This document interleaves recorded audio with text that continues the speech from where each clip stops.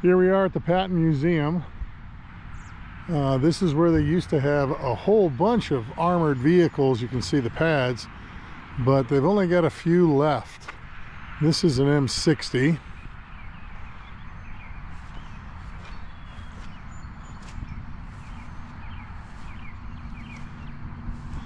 First of the 64th Armored Division, that's what that means.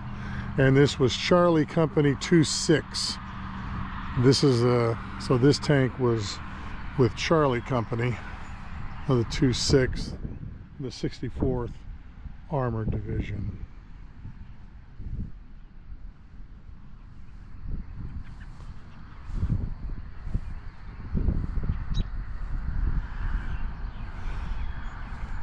The M60 was our main battle tank in the 60s and the 70s, and actually the M1 Abrams replaced this. There were multiple variants of the M60, and it was actually a really good tank.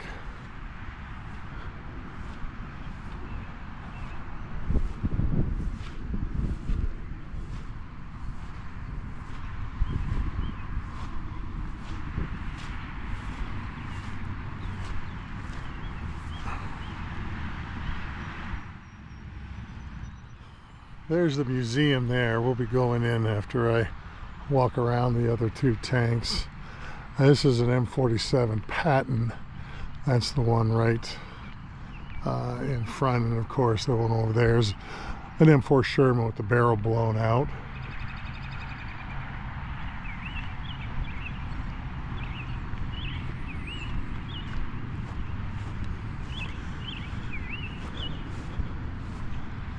So this was the Patton, the M47 Patton.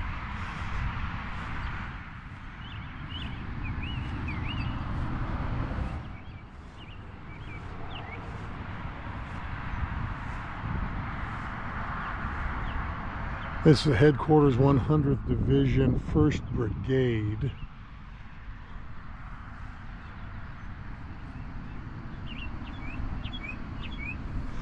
This was developed in the late 40s and 50s. And he actually had two tanks called Patton. He had the M47 and he had the M48. And they were both called Pattons.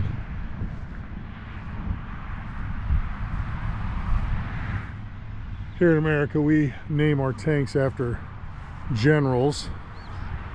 And this one over here, this is an M4 Sherman. Of course, this was a World War II tank, but it actually served up into the Korean War with modifications. This one obviously has, had some damage. You can see on the road wheel.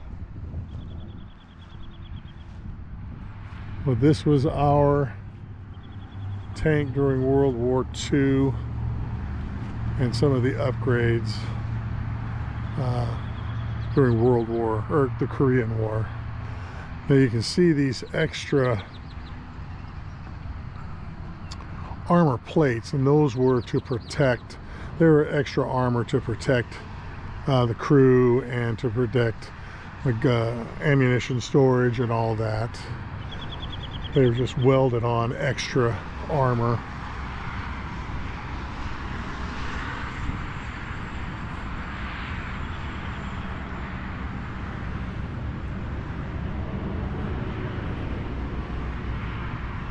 So yeah, that's the M4. I don't know what happened to the gun. Maybe they'll have some explanation on the inside. But so those are the three tanks that they had left. They had much more at one time. They've probably been shipped off to other museums or just removed. But we're gonna head inside. Here we are inside the museum, and this is what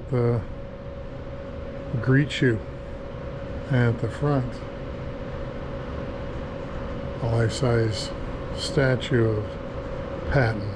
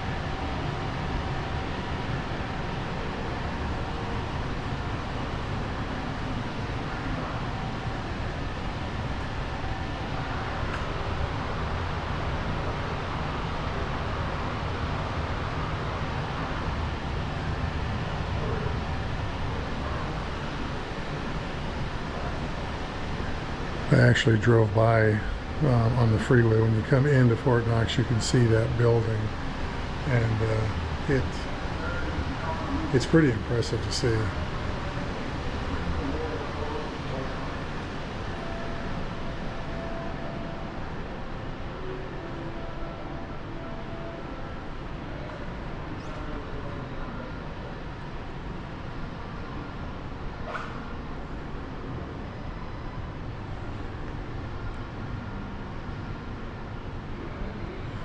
This is World War I uniforms and equipment.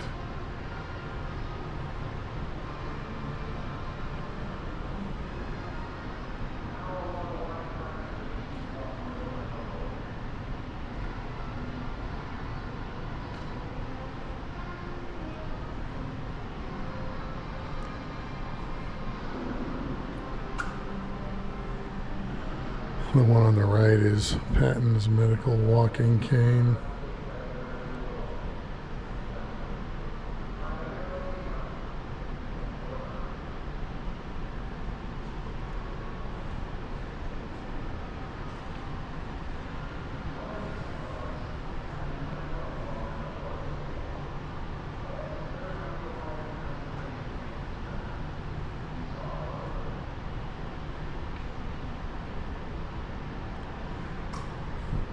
Here's Patton's World War I officer belt,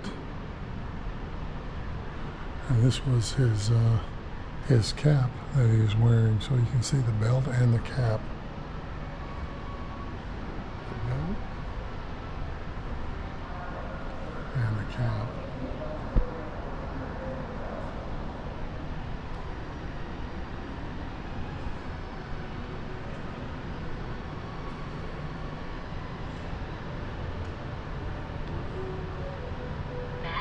I have mail for you.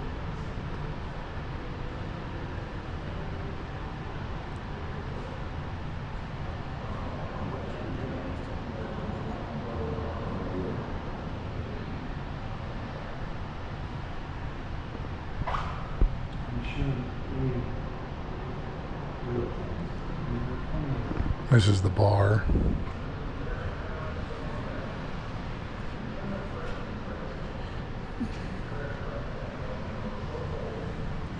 And here is the 1903, the Springfield. This was the standard rifle during World War I.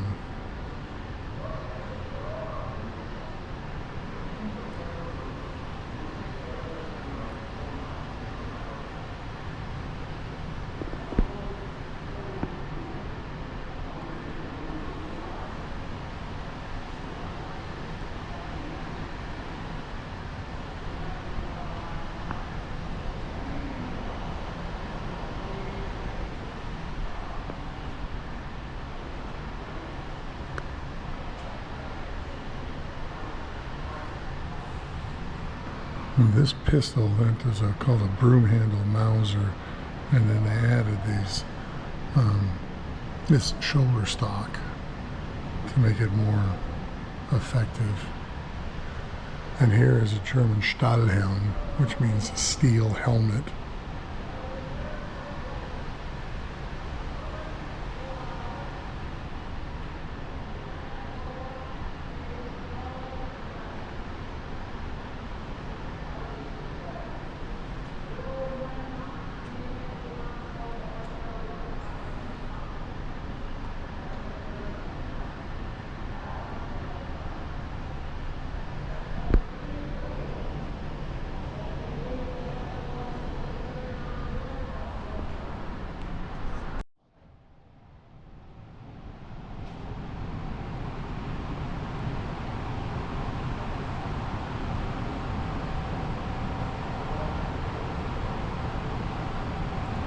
This was Patton's staff car.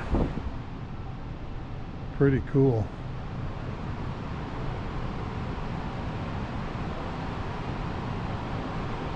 This is after he got his 4th star.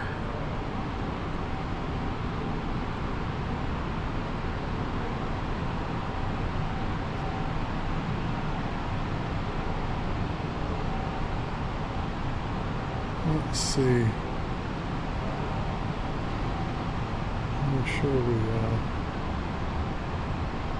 1938 Cadillac Limousine Series 75. I did not know that it was seized from the Gestapo.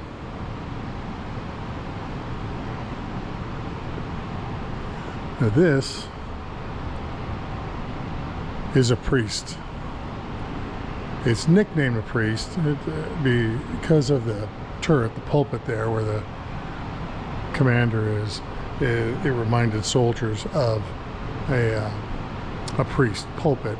It's the M7 Priest.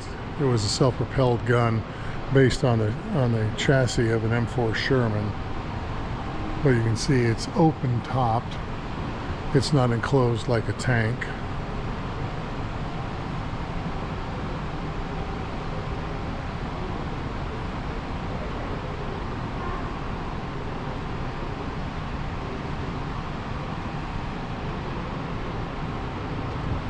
Now here's one of the most famous anti-tank rifles in the war.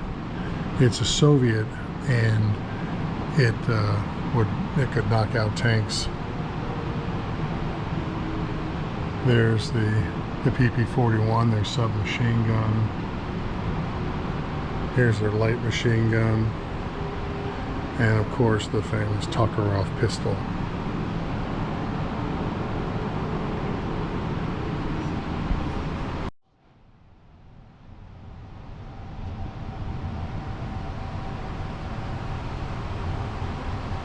It was interesting. I didn't know that Patton's family fought for the Confederacy. I guess I'll have to do a little bit more research.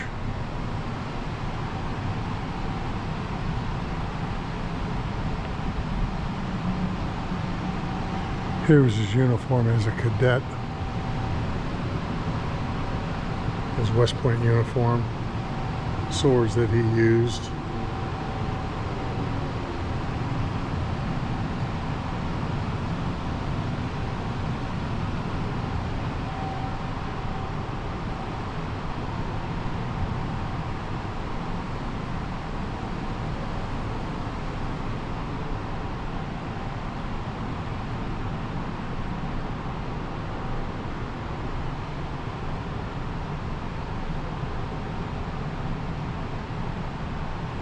This saddle was used by Patton's grandfather during the Civil War.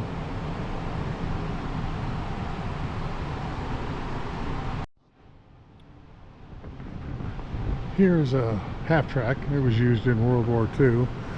We had actually one of these when I was in the Army in Germany. There was still one there, and the commander would during parades or anything, he would come out and ride in it. It was actually really cool. Now here is the M3 Lee. This was the tank that was developed before the Sherman, and as you can see how tall it is and how boxy it is, they had this 37mm gun up on top on the rotating turret, but then they had this 75mm gun on a sponson. The reason for that is, I'll show you, I'll take a picture of it, was because they didn't have a turret that could support the 75mm yet. These were shipped all over to the Allies, even to the Soviet Union and all that. They were used extensively by the British in North Africa, but it was just a stopgap tank before the Sherman could be developed. And if you ever saw the movie Sahara with Humphrey Bogart, he is driving in an M3. It's pretty cool to see.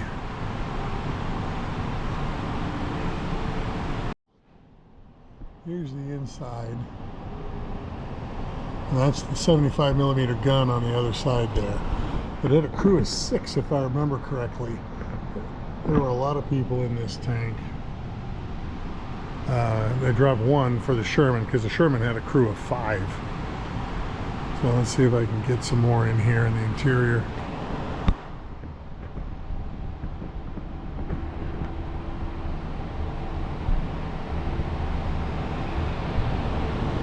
If you ever saw the movie 1941 with the Steven Spielberg movie with Dan Aykroyd and John Candy, they were in an M3 Lee.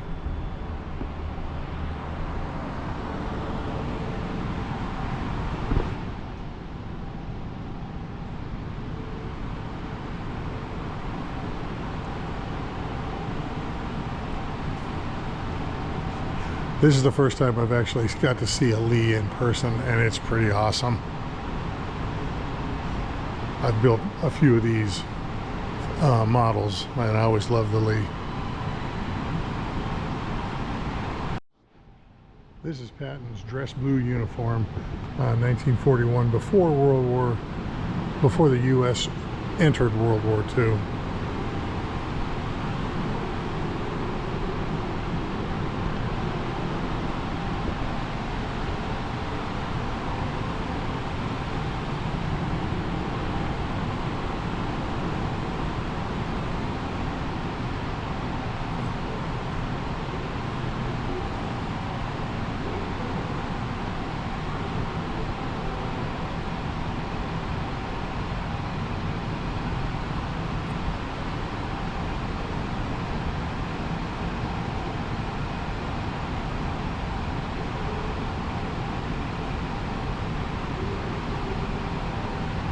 Patton's wood toy sword, and then his father's sword.